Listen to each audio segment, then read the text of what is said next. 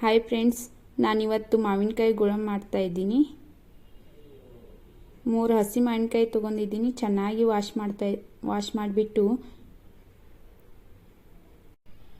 ಮಾವಿನಕಾಯಿ ತೆಗಿತಾ ಇದ್ದೀನಿ. ಇವಾಗ ಅದನ್ನು ತೆಗೆದುಬಿಟ್ಟು ಅದ್ರ ಮೇಲ್ಗಡೆ ಇರುತ್ತಲ್ಲ ಸ್ಕಿನ್ನು, ಅದನ್ನು ಹೆರಮಣಿಗೆಯಿಂದ ಚೆನ್ನಾಗಿ ತುರ್ಕೋಬೇಕು.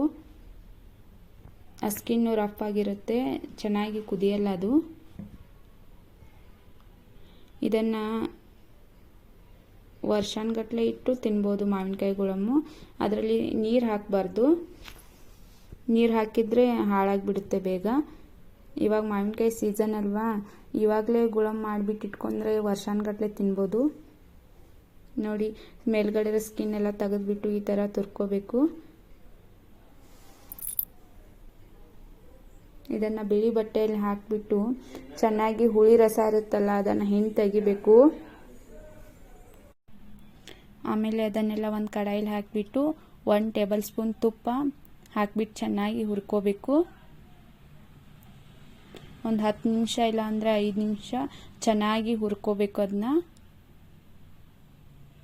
ಹಸಿ ವಾಸನೆ ಎಲ್ಲ ಹೋಗಿಬಿಡುತ್ತೆ. ಆಮೇಲೆ ಅದಕ್ಕೆ ಒಂದು ಸ್ವಲ್ಪ ಬೆಲ್ಲ ಹಾಕಬೇಕು. ಬೆಲ್ಲ ಹಾಕಿಬಿಟ್ಟು ಈ ಥರ ಚಮಚೆಯಿಂದ ತಿರುಗಾಡಬೇಕು.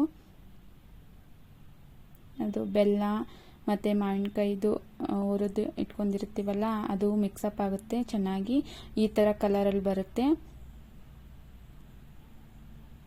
ಆಮೇಲೆ ಅದಕ್ಕೆ ಏಲಕ್ಕಿ ಪುಡಿ ಹಾಕಿಬಿಟ್ಟು